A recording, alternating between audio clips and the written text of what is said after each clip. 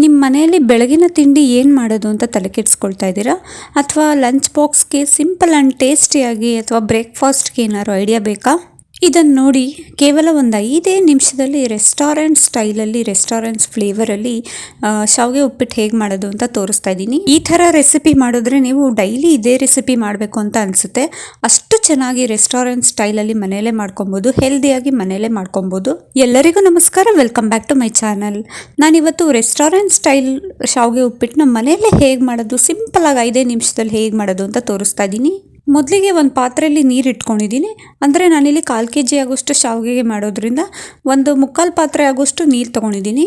ನಿಮ್ಮ ಮನೆಯಲ್ಲಿ ಶಾವಿಗೆ ಯಾವ ರೀತಿ ಇರುತ್ತೆ ನೋಡಿಕೊಂಡು ಅದು ಮುಳುಗುವಷ್ಟು ನೀರನ್ನ ಕುದಿಸ್ಕೊಂಡ್ರೆ ಆಯಿತು. ಇದೊಂಥರ ಟ್ರಿಕ್ಸ್ ಅಂತಲೇ ಅಂತ ಅನ್ಬೋದು. ಏಕೆಂದರೆ ಉದುರುದ್ರಾಗಿ ಬರಬೇಕು ಅಂದರೆ ಈ ಥರ ಒಂದು ಟಿಪ್ಸ್ನ ಫಾಲೋ ಮಾಡಿ, ತುಂಬ ಚೆನ್ನಾಗಿ ಉದುರುದ್ರಾಗಿ ಬರುತ್ತೆ.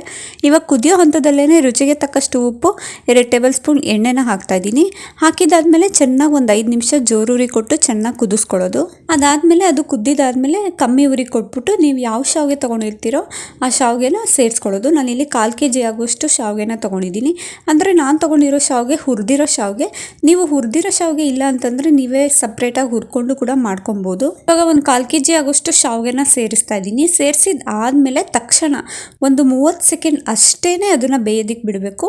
ಅದು ಕಲರ್ ಒಂಚೂರು ಟ್ರಾನ್ಸ್ಪರೆಂಟ್ ಆಗ್ತಿದ್ದಂಗೆ ಸ್ಟವ್ ಆಫ್ ಮಾಡಿಬಿಟ್ಟು ಅದನ್ನು ನೀರೆಲ್ಲ ಬಸಿದ್ ಬಿಡಬೇಕು. ಯಾಕೆ ಅಂತಂದರೆ ನೀವು ನೀರನ್ನ ಬಸಿದ್ಬಿಟ್ಟು ಇಮ್ಮಿಡಿಯೇಟಾಗಿ ತಣ್ಣೀರಲ್ಲಿ 1-2 ಸತಿ ತೊಳೆದ್ಬಿಡಿ. ಆವಾಗ ಉದ್ರುದ್ರಾಗಿ ಚೆನ್ನಾಗಿ ಬರುತ್ತೆ. ಇಲ್ಲಾಂತಂದರೆ ಅದು ಒಂಥರ ತೊಪ್ಪೆ ತೊಪ್ಪೆ ಆದಂಗೆ ಆಗಿಬಿಡುತ್ತೆ. ಇವಾಗ ನಾನು ಇದನ್ನು ನೀಟಾಗಿ ಬಸಿದ್ಬಿಟ್ಟು ತಣ್ಣೀರಲ್ಲಿ 1-2 ಸತಿ ತೊಳ್ಕೊಂಡೆ. ನೋಡಿ ಎಷ್ಟು ಚೆನ್ನಾಗಿ ಉದ್ರುದ್ರಾಗಿ ಬಂದಿದೆ ಅಂತ ಅಂದ್ಬಿಟ್ಟು ಇದನ್ನು ಪಕ್ಕಕ್ಕೆ ಎತ್ತಿಟ್ಕೊಳ್ತಾ ಇದ್ದೀನಿ. ಎತ್ತಿಟ್ಕೊಂಡು ನಾನು ಇವಾಗ ಒಗ್ಗರಣೆ ಹಾಕೋದಕ್ಕೆ ಒಂದು ಬಾಣಲಿನ ಇಟ್ಕೊಳ್ತಾ ಇದ್ದೀನಿ. ನೀವು ಈ ಥರ ಟ್ರಿಕ್ಸ್ನ ಯೂಸ್ ಮಾಡಿದ್ರೆ ಬೇಗನೆ ಮಾಡ್ಕೊಂಡ್ಬಿಡ್ಬೋದು. ಆಮೇಲೆ ರೆಸ್ಟೋರೆಂಟ್ ಸ್ಟೈಲ್ ಥರನೇ ಸಿಗುತ್ತೆ. ಫ್ಲೇವರು ಸಖತ್ತಾಗಿರುತ್ತೆ, ಉದ್ರುದ್ರಾಗಿ ಬಂದಿರುತ್ತೆ. ಇವಾಗ ಒಂದು ಬಾಣಲಿ ಇಟ್ಕೊಂಡು ಅದಕ್ಕೆ 2 ಟೇಬಲ್ ಸ್ಪೂನ್ ಆಗೋಷ್ಟು ಎಣ್ಣೆನ ಹಾಕ್ತಾ ಇದ್ದೀನಿ. ಎಣ್ಣೆ ಹಾಕಿದಾದ್ಮೇಲೆ ಒಂದು 1/4 ಚಮಚ ಸಾಸಿವೆ, 1 ಟೇಬಲ್ ಸ್ಪೂನ್ ಆಗೋಷ್ಟು ಕಡಲೆಬೇಳೆನ ಸೇರಿಸ್ತಾ ಇದ್ದೀನಿ. ನಮಗೆ ರೆಸ್ಟೋರೆಂಟ್ ಸ್ಟೈಲ್ ಫೀಲ್ ಬೇಕು ಅನ್ನೋಕ್ಕೋಸ್ಕರ ನಾನಿಲ್ಲಿ ಗೋಡಂಬಿನ ಬಳಸ್ಕೊಳ್ತಾ ಇದ್ದೀನಿ. ಗೋಡಂಬಿ ಹಾಕಿದ್ರೆ ಅದೇ ರೀತಿ ಫೀಲ್ ಕೊಡುತ್ತೆ, ಅದಕ್ಕೋಸ್ಕರ ಅದನ್ನೆಲ್ಲ ಹಾಕಿ ಚೆನ್ನಾಗಿ ಫ್ರೈ ಮಾಡ್ಕೊಳ್ಳೋದು. ಅಂದರೆ ಸ್ವಲ್ಪ ಕಲರ್ ಒಂಚೂರು ಟ್ರಾನ್ಸ್ಪರೆಂಟ್ ಆಗುತ್ತೆ, ಅಲ್ಲಿ ತನಕ ಫ್ರೈ ಮಾಡ್ಕೊಳ್ಳೋದು.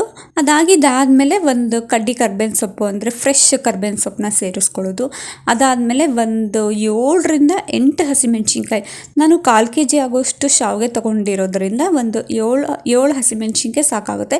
7 ಹಸಿಮೆಣ್ಸಿನ್ಕಾಯಿನ ಮದ್ದಿಗೆ ಸೀಳ್ಬಿಟ್ಟು ಅದನ್ನು ಕೂಡ ಸೇರಿಸ್ಕೊತಾ ಇದ್ದೀನಿ. ಎಲ್ಲದನ್ನು ಫ್ರೈ ಮಾಡ್ಕೊಳ್ಳೋದು ಅಷ್ಟೇ. ಇದೇನಿಲ್ಲ ಅಂದರೆ ಎಲ್ಲದು ನೀವು ಕರ್ಬೇವಿನ ಸೊಪ್ಪು ಹಾಕಿದಾದ್ಮೇಲೆ ಹಸಿಮೆಣ್ಸಿನ್ಕಾಯಿ ಹಾಕಿದಾದ್ಮೇಲೆ ಫ್ರೈ ಮಾಡ್ಕೊಳ್ತಾ ಇರೋದು ಅಷ್ಟೇ. ಇವಾಗ ಅದು ಫ್ರೈ ಆಗಿದ್ದಾದಮೇಲೆ ನಾನಿಲ್ಲಿ ಒಂದು ಮೀಡಿಯಮ್ ಸೈಜ್ ಈರುಳ್ಳಿನ ಉದ್ದುದಕ್ಕೆ ಕಟ್ ಮಾಡಿ ಇಟ್ಕೊಂಡಿದ್ದೆ. ಅದನ್ನು ಕೂಡ ಸೇರಿಸ್ಕೊಂಡು ಒಂದು ಸ್ವಲ್ಪ ಫ್ರೈ ಮಾಡ್ಕೊಳ್ಳೋದು. ಈರುಳ್ಳಿ ಒಂಚೂರು ಕಲರ್ ಟ್ರಾನ್ಸ್ಪರೆಂಟ್ ಬರುತ್ತೆ, ತುಂಬ ಗೋಲ್ಡನ್ ಬ್ರೌನ್ ಆಗೋಷ್ಟು ಏನು ಬೇಡ. ಅಂದರೆ ಕೆಲವರು ಡೀಪ್ ಫ್ರೈ ಇರಲಿ ಅಂತ ಅಂದ್ಬಿಟ್ಟು ಗೋಲ್ಡನ್ ಬ್ರೌನ್ ಆಗೋಷ್ಟು ಮಾಡ್ತಾರೆ. ಬಟ್ ನಾನಿಲ್ಲಿ ಬರೀ ಟ್ರಾನ್ಸ್ಪರೆಂಟ್ ಆಗೋಷ್ಟು ಮಾತ್ರ ಫ್ರೈ ಮಾಡ್ಕೊಂಡು ಮಾಡ್ತಾ ಇದ್ದೀನಿ. ನಿಮಗೆ ಬೇಕಂದರೆ ಅದೇ ರೀತಿ ಡೀಪ್ ಫ್ರೈ ಮಾಡ್ಕೊಂಡು ಕೂಡ ಮಾಡ್ಕೊಬೋದು. ಅದಾಗಿದ್ದಾದಮೇಲೆ ನಾನು ಒಂದಷ್ಟು ತರಕಾರಿಗಳನ್ನ ಸೇರಿಸ್ತಾ ಇದ್ದೀನಿ. ಅಂದರೆ ಅದು ಕೂಡ ಒಂದು 1/4 kg ಆಗೋಷ್ಟಿದೆ. ಕ್ಯಾರೆಟ್, ಬೀನಿಸ್ ಮತ್ತು ದಪ್ಪ ಮೆಣಸಿನ್ಕಾಯಿ ಮೂರನ್ನು ಒಂದು 1/4 kg ಆಗೋಷ್ಟು ನೀಟಾಗಿ ಸಣ್ಣ ಕಟ್ ಮಾಡಿಟ್ಕೊಂಡು ಅದನ್ನು ಕೂಡ ಸೇರಿಸ್ತಾ ಇದ್ದೀನಿ. ಅದಾದಮೇಲೆ ಒಂದು ಸ್ವಲ್ಪ ರುಚಿಗೆ ತಕ್ಕಷ್ಟು ಉಪ್ಪನ್ನ ಹಾಕಿ ಚೆನ್ನಾಗಿ ಫ್ರೈ ಮಾಡೋದು. ಅದಾದಮೇಲೆ ಒಂದು 1/4 ಚಮಚ ಅರಿಶಿನದ ಪುಡಿನ ಸೇರಿಸ್ತಾ ಇದ್ದೀನಿ.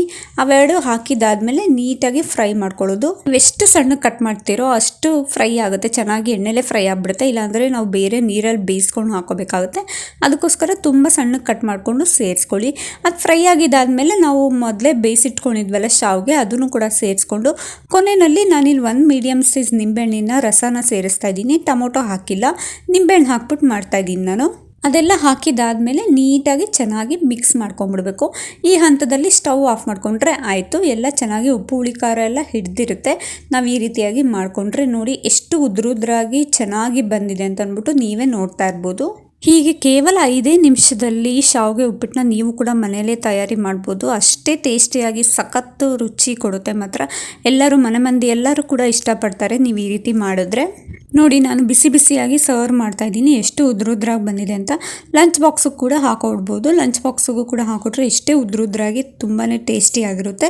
ಮಕ್ಕಳು ಕೂಡ ಇಷ್ಟಪಡ್ತಾರೆ, ದೊಡ್ಡವರು ಕೂಡ ಇಷ್ಟಪಡ್ತಾರೆ. ನೋಡಿದ್ರಲ್ಲ ಎಷ್ಟು ಸುಲಭವಾಗಿ 5 ನಿಮಿಷದಲ್ಲಿ ರೆಸ್ಟೋರೆಂಟ್ ಸ್ಟೈಲ್ ಶಾವಿಗೆ ಉಪ್ಪಿಟ್ಟನ್ನ ಮನೆಯಲ್ಲೇ ಹೇಗೆ ಮಾಡೋದು ಅಂತ ತೋರಿಸ್ಕೊಟ್ಟಿದ್ದೀನಿ. ಈ ವಿಡಿಯೋ ನಿಮಗೆ ಇಷ್ಟವಾಯ್ತಾ? ಇಷ್ಟ ಆಗಿದ್ರೆ ಪ್ಲೀಸ್ ಒಂದು ಕಮೆಂಟ್ ಮಾಡಿ. ಯಾರು ಕೂಡ ಕಮೆಂಟ್ ಮಾಡ್ತಾ ಇಲ್ಲ. ನೀವು ಕಮೆಂಟ್ ಮಾಡೋದ್ರಿಂದ ನಮ್ಗೆ ಇನ್ನಷ್ಟು ವೀಡಿಯೋಸ್ ಮಾಡೋದಕ್ಕೆ ಸ್ಫೂರ್ತಿ ಆಗುತ್ತೆ. ಮತ್ತು ಅದರಿಂದ ನನ್ನ ಚಾನಲ್ ಕೂಡ ಗ್ರೋತ್ ಆಗುತ್ತೆ. ಅದರಿಂದ ನನ್ನ ಆರೋಗ್ಯ ಕೂಡ ಸುಧಾರಿಸುತ್ತೆ ಅಂತ ನಂಬಿಕೆ ಇಡ್ತಾ ಇದ್ದೀನಿ. ಹಾಗಾಗಿ ಪ್ಲೀಸ್ ಎಲ್ಲರೂ ಕೂಡ ಶೇರ್ ಮಾಡಿ, ಲೈಕ್ ಮಾಡಿ ಮತ್ತು ನನ್ನ ಚಾನಲ್ನ ಸಬ್ಸ್ಕ್ರೈಬ್ ಮಾಡ್ಕೊಂಡು ನೋಡ್ತಾ ಇರಿ. ಬೆಲ್ ಐಕಾನ್ನ ಕ್ಲಿಕ್ ಮಾಡಿ. Thank you for watching. ಮುಂದಿನ ವಿಡಿಯೋದಲ್ಲಿ ಸಿಗ್ತೀನಿ.